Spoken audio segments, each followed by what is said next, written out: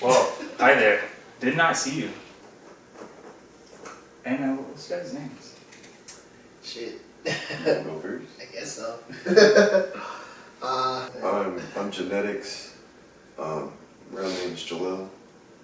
Yeah. Kent, aka Ken Osborne, aka Ken Osborne, aka Look at that. Ken Osborne. I'm an artist. Shit.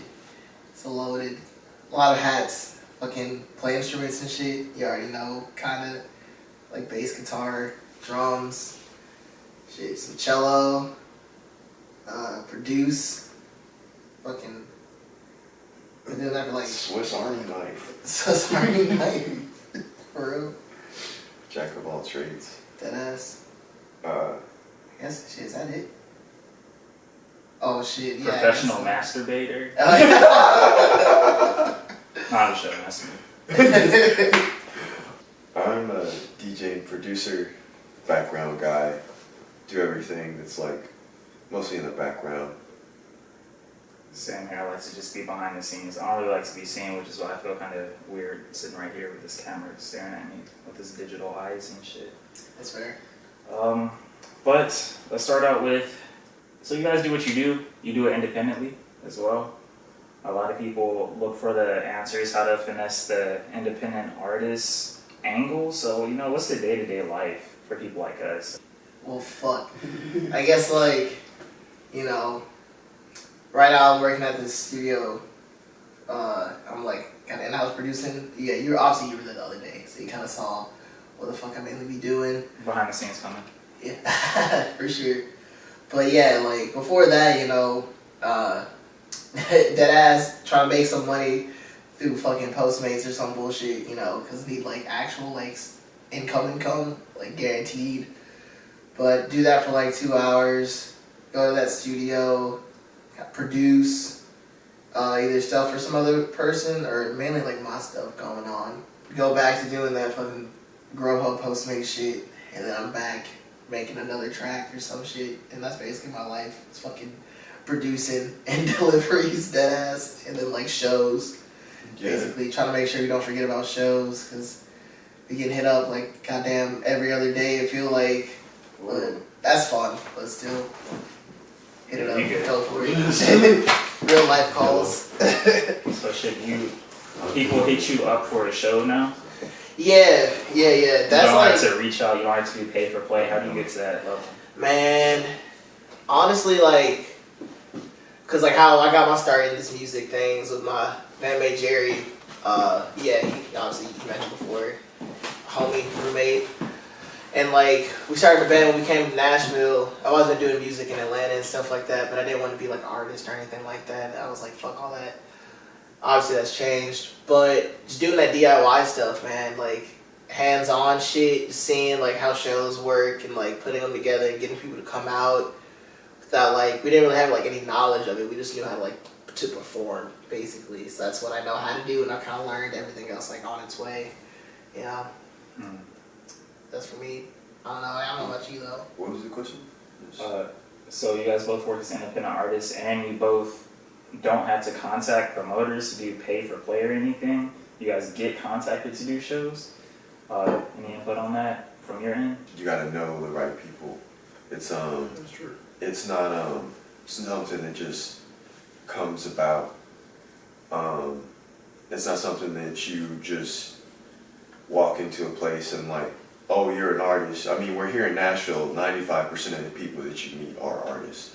So like, it's not something that like just comes willy-nilly with just being an artist. It's something that you have to like work towards. It's like talking to them, and not just talking to them about doing shows, but talking to them about like life and like what's going on, trying to be like an actual good friend to them. Not with the aspect of you're getting a show out of this, but like just to be friends with them and get that connection. It's real. Yeah, being social has definitely been like a huge plus into that. I think that's kind of where what I was talking about kind of connects to, because obviously like if you know how to put on like a good show or like perform and all that stuff, that's dope. But if like no one knows about you, then it's kind of like just gonna like sit there. What's different about how we got started, because, I was doing the band thing, only. I, just made stuff in my room, because I was, angry and shit. I used to make stuff out of depression. Yeah. I'm gonna just interlude this right here and then we'll come back. Yeah. When I came back from Alaska, I finished high school in Alaska. I was back in Alabama, and I'm not a very social person. You guys were talking about talking to people is essential to make connections. I do my talking through the internet, and then people video chat me, and then eventually we meet up in person. Yeah, I see. But shit, I'm on the opposite end of you guys. But you guys have more going for you locally. Nobody in my city knows what the fuck I do. So I just want to put that out there. That's crazy though. They sleeping on you, bruh. For real. I don't really venture out. It's I get work in other cities. I've only done 3 videos in my whole state, and I've been doing this seriously for 5 years. Damn. Yeah. I mean, shit, I don't know. It's kind of like a plus. At least you get to travel a lot. Yeah. And all that. Yeah, made that a goal instead of trying to hit my local scene. But one day I'll turn that around or balance it. Mm-hmm. Well, I feel like if you yourself could go and do your local scene, right now, people probably still would want to work with you. You just haven't connected with the right people in your scene yet, because you haven't gone out and done that. But I feel like you could do it. I feel like it also depends on, because I think the reason I got a lot of recognition here, besides doing a lot of shows and just connecting with the right people and all that stuff, is I don't know how big your town is, but Nashville's medium size in comparison to Atlanta. Atlanta's fucking huge, obviously. So, that's kind of that was my mindset. It still is to the day of I don't say recognition, but more so making a wave in your city type shit. I feel obviously if it's more concentrated and smaller, it's easier to get recognized, at least within some sort of I guess within your peers, if that makes sense. Because obviously there's different scenes and everything going on for people doing the same things, but obviously different taste wise. I'm sure there's a country scene or some shit that I got no idea about. They motherfucker could be walking down the street and I had no idea. And probably vice versa with his ass to me. Mm-hmm. I get recognized here and there from that Nashville scene stuff, which is cool. But it's most of them people who recognize me are I've met before, which is dope. I'm glad I get that recognition and stuff. Or they've seen me at a show that I've done, just on a whim, randomly. But shout out Nashville scene. yeah, for real. For real, they glowed me up real quick in Nashville for sure. Yeah. Yeah, honestly, with that was random that was so random because I didn't reach out to them. They just kind of hit me up before. And I honestly, this is what I was trying to tie it into. I think it's because Nashville wants that, or their rap, resurgence. I don't even know how to word it correctly, but I think that's what people are looking for, at least at those type of publications and stuff like that, because they're probably tired of the norm of Nashville, because apparently people think Nashville's mainly just bachelorette parties And country music. and country. God, if you even go to Broadway, which is probably downtown Nashville, which I'm doing air quotes because I don't think that's the true Nashville, at least the Nashville I know about. Mm-hmm. It's I don't know, imagine if we didn't meet Ronan and all them, you know what I mean? Yeah, then Nashville is not just that. Nashville has a whole underground tone to it, but to actually find that in Nashville is you have to be in Nashville for a period of time. That's also not given to you. When you move to Nashville, you don't meet those people. We didn't meet Ronan and them until Yeah, it was sophomore year. Sophomore year? It was second year in there. Yeah, a whole year of not knowing anybody but kids on Belmont and thinking that there was no rap or anything like that in Nashville. And we were where is this at? Belmont's a whole other topic. We can get there. So Belmont, that's the school that you guys go to. Yeah, that's how I met this man. Yeah. And me and Jerry were friends back then in Atlanta. And that's where we met Kyle too. So we're all kind of clinked up. You clicked up in Atlanta and then came to Nashville? Nah, me Or and Jerry did. Belmont is in Nashville? Yeah. Okay. Him and Jerry met up in Atlanta. Mm-hmm. and they were friends, and then they came to college, and then they met us. Cool. Yeah. That's how that went. Yeah. I don't know what your thoughts were going into it, Belmont. I think we're kind of on the same wave, but like, man, when I got there, me and Jerry both in the same boat though. It's just like, bruh, this shit feels like Disneyland in like the worst way possible. Like, it's just talking like whitewashed as fuck, basically. That private Christian school vibe, like, as fuck. And damn, it was just a lot to like get used to, coming from like a public school at least, and like not really knowing. I didn't even plan on going to college, you know what I'm saying? Then I ended up at this like private school. So, same here. I got out of high school, I was like, man, I don't know, I just want to work. This was also when I didn't know what I wanted to do with my life. Yeah. I was like, shit, I'm gonna just work the rest of my life. Ended up going to college. And then sometime in freshman year, I was like, man, I'm gonna take the video thing seriously.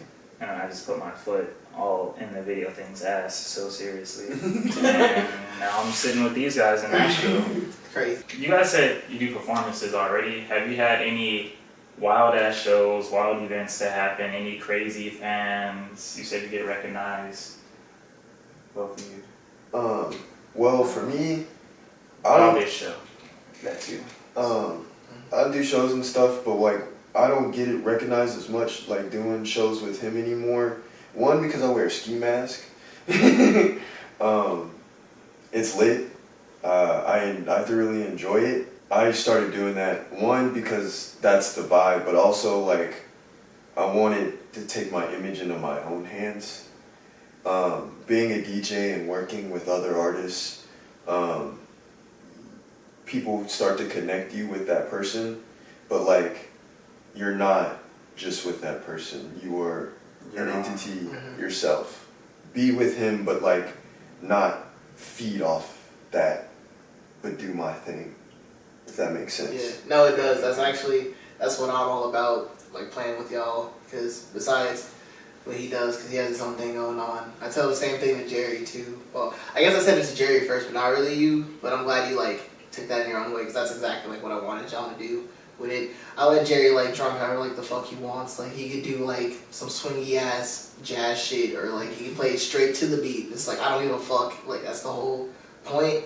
It's just the main reason I like playing with them two so much, because like, and Ryan too, but it's like Ryan just got back in town. Ryan's the hype man. It's just like all our energies together are just really dope, and it's like I don't know. I like how they can all do their own thing while I'm as well doing my own thing. And it's like a collective thing, as opposed to like I don't want it to like just be me either. I guess especially with the live performance stuff, because that's kind of where like I want like the split to be, because like recorded stuff is mainly just like my ass in like the room or like a studio or some shit, but like performance is very interactive, and like I love engaging with like the crowds and shit like that too. So yeah. That leads to another question. How do you finesse a show? How do you really get people involved? Because when I go to some shows, you know, you got the people who just stand in the back, standing on the wall, just watch you and shit. Yeah, those are the people I try to talk to when I'm on the mic. I don't know. Sometimes it works, you know, sometimes it doesn't, but it's like, it's all about being engaging, because like, I'm guilty of this myself, I think every artist is, but like when you like perform, and you know, you're just focused on like getting like the song out, not necessarily like connecting it with the audience, you know, and getting them involved, you know, because that's why I love like going into mosh pits and shit like that, or at least like attempting to get people amped up if they're like already kind of feeling it, because I don't know, that interaction or energy can really just take it to the next level. Sometimes people are feeling that way and like they continue to sit on the wall, like this is cool, but like maybe for like a split second they got their heart rate to go up a little bit, like a tad. So like that's worth it to me. As long as they know what's going on in my music and stuff like that. That is. I mean, as a DJ, you don't talk to people that much when people are standing on the wall. What I found out is like as a DJ, to get people to move, you just gotta play the right stuff. You just gotta play the right stuff. If you're not playing the right stuff, then like people are moving. And like you just have to sense out the crowd and know like and what like know if they're like really feeling it or if they're just like moving because there's music going. So are there I know I see some videos of DJs, they're like behind the tables. No, I don't know the correct term all the way, but you know, they'll just be pumping their fists, doing crazy shit, doing all this extra. Do you do that to try to? I mean, you can do that. Like, you can like pump up the crowd, but it like at the end of the day, it's the music that you're playing. It really is. Like, you could be playing Future, and if the crowd wants country music, the Future's lit, but like they're not gonna be lit. You gotta be playing the right music. You could be doing whatever, but like if you're not playing the right music, you're not playing the right music at the end of the day. Like, they're not gonna be moving. You gotta sense the crowd. When did you take the jump to independent artists full time? I think you both do it full time. I'd say so. I definitely. Yeah. Holy shit. It's like all I do. It's So yeah, was there like a breaking point? Man, it's just like, you know, you gotta work hard to like get the things you want type shit. And being an artist is like, especially when you're independent, like truly, if you're like doing everything on your own, it's like you gotta have the money to do everything first off. So you gotta have some source of income. Case in point, my delivery thing. On top of that, obviously like making beats and like trying to get connections in that way is also another avenue for revenue bars. But also like on top of that, you know, had to learn about marketing, had to learn how to like correctly market my stuff, had to learn how to use Facebook ads, had to learn how to talk to people through emails without fucking spilling my entire life story to them, you know what I'm saying? You gotta give them a quick, sharp pitch. Yeah. I tell people that a lot.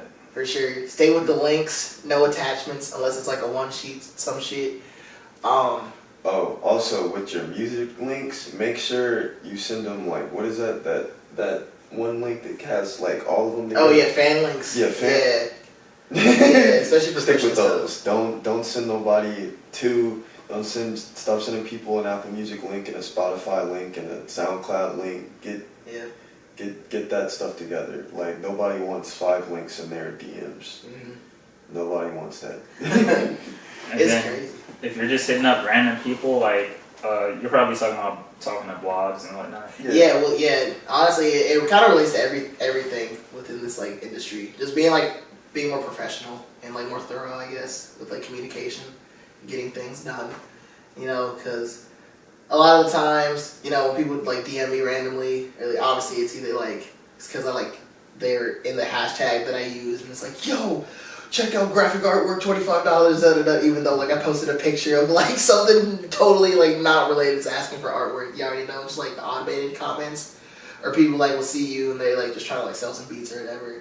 It's always like literally if you said like I got some beats you'd like and send me a link, I'd much rather like click on that than like sing a paragraph this thick about like who you are and like where you are and this is what I do and all that shit, you know.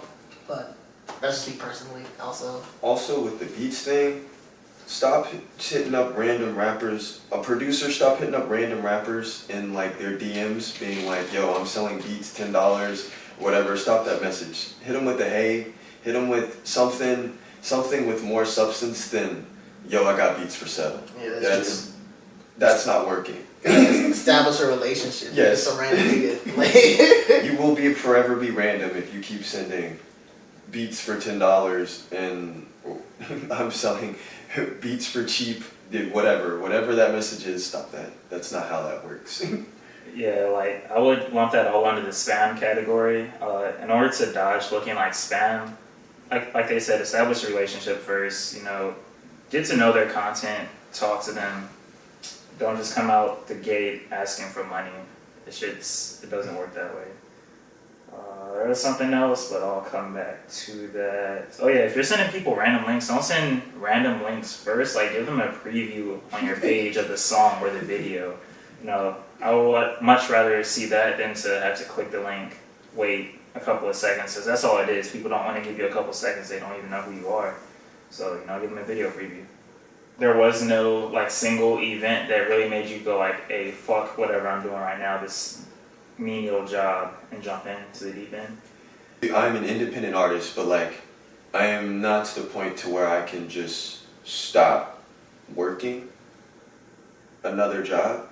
But with that being said, you need that sort of income because shows and one, you get paid from doing shows, and you get paid from like. That's how it's supposed to.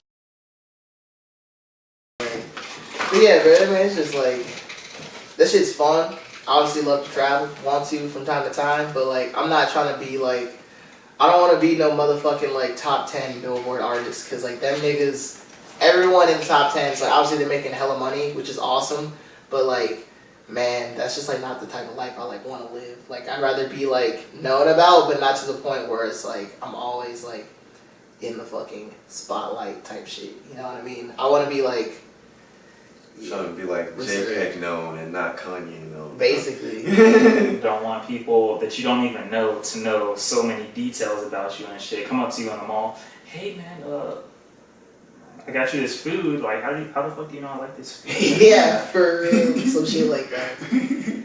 Yeah, but you know, obviously it's like personal preference and stuff like that. You know, everyone has like their limits and stuff, which I've kind of come to realize as like gotten the ball rolling more seriously, as I've taken my independent stuff more seriously in the past like year or two. And you know, I think that's really important too, because I think everyone when they first start out, you know, it's like shooting for the top, like want to be on like Spotify editorials and all that stuff, which is dope, you know. But also at the same time, you gotta like take into consideration like, does your image fit with them? Does your songs fit with them? Can you actually like put them on there? Is the quality good enough? You know, all that like analytic stuff. And like, if you want to do all that, like, then go for it. But you know, me as an artist, I don't want to do all that shit. Like, if obviously like one song I make like lands up with it, then sure, like for sure. But I don't know. I think if you try to go for something that you don't feel comfortable in, or truly like want to do to like that degree, then I'd say just like, I'm gonna say like not do it, but know your limit and know like what you're going for. I think, because that's pretty important. There's multiple lanes you can go for. Also, just for anyone trying to be like an artist, you don't need to like be top 10. Yeah, there's a lot of levels in between, like the top and the bottom, to where you can be comfortable. You'll find a comfortable space and just sit in that. You know, don't be complacent, but you know, there's levels. Are there any shady people? Any shady encounters that you guys had? Oh my god, bro, be weary of the Instagram DMs, dog. Holy shit, scammers are real.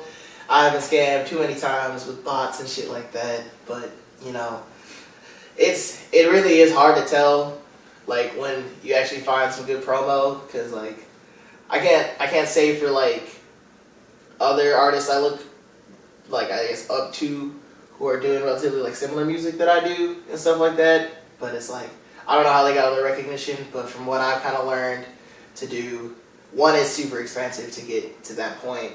But also, it's like, if someone's promising you like a specific number of streams or something like that without like any analytics or To watch for those people, but there are definitely people that are like saying that they're doing things and not doing things, and then there are also people that are doing things that are just trying to get the leg up on everybody else. And those people, in my opinion, are worse than the people that say that they're doing something and they're not.